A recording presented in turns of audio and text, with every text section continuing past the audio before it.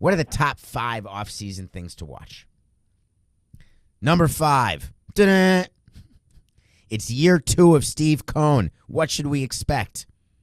Well, Steve Cohen's had a hard time even hiring someone to run his baseball operations department. Every day you read he's asking permission to speak to someone else. Now he's asking permission of someone with the Orioles. Then it's the Red Sox. He's basically looking for any assistant general manager who has any sort of analytics experience, anyone who's smart enough to maybe work at a venture capital fund, because maybe they'll double dip and work at .72 as well.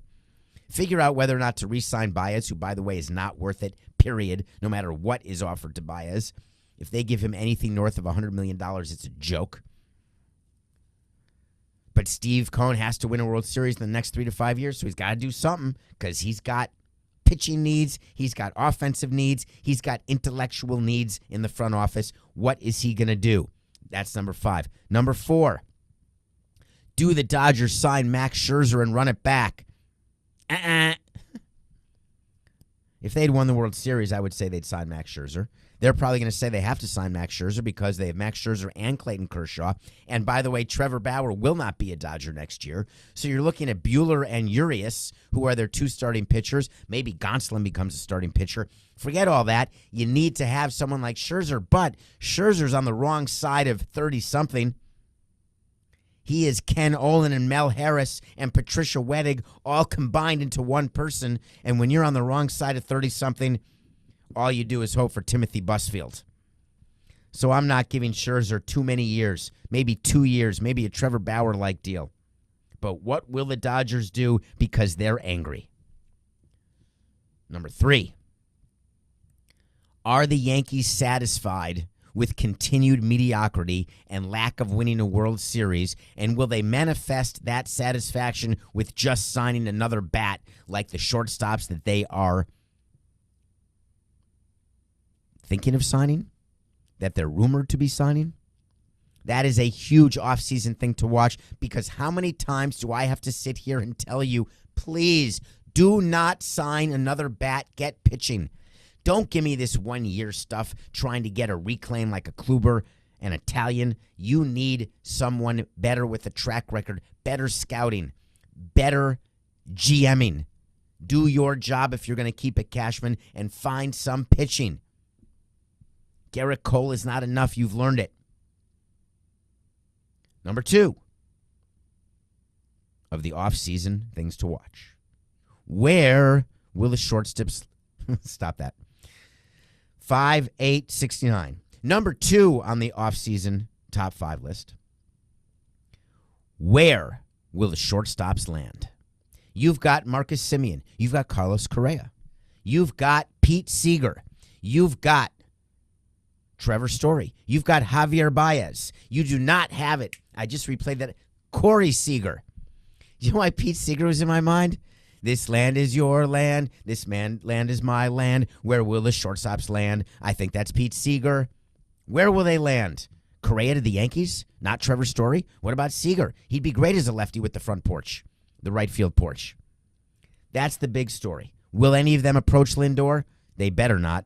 None of them are worth over $300 million. Neither was Lindor. Neither was Tatis. And that's not me being an owner, hardline team president. That's me saying to you, it doesn't make sense. Take a look at the teams who are winning. You had Adam Duvall, Rosario, Soler, and Peterson in your outfield. You had Albies, Swanson, and Austin Riley in your infield with Travis d'Arnaud catching. Where are the superstars? Freddie Freeman, yeah. But it's so hard when you're a president. Oh, God, let's get him. He's such a good name. Let's win the offseason. Do you remember who won the offseason? Do you remember the wait to see that we had? That the team that won the offseason, the San Diego Padres, they won the offseason. They signed and traded for Snell and Darvish. They got Tatis. Oh, my God, they're going to be amazing. Nope. Don't try to win the offseason. But that's not even the top story of the offseason. And in the top 5 offseason things to watch, number 1, the first day of the 12th month of the 21st year of the 21st century. December 1st. Wait a minute, I think centuries start in 01, don't they?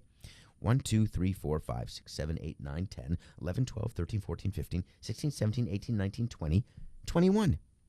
The 21st year of the 21st century, the first day of the 12th month is December 1st because that is the day that the collective bargaining agreement ends. The number one storyline of this offseason is the players' union and the commissioner and the owners and whether or not and when they will get an agreement and how much content they will provide, nothing personal in the interim. I would like to take this opportunity to thank Tony Clark and Rob Manfred in advance for giving some great statements, some great leaks, some great rumors, so that I can continue to do with Coca 45 minutes of outstanding content. Well, that's sort of self-aggrandizing, isn't it? So we can do 45 minutes of a show 5 days a week, and you can decide whether or not it's outstanding. But judging by the numbers and the fact that you talk to your friends about it, I'd say we're doing pretty well. But that is the story of the offseason. How does that end? It's a big wait to see. We're going to follow those 5 storylines and many more. It has been one hell of a season, memorable in so many ways. The Atlanta Braves, congratulations. You are the world champions.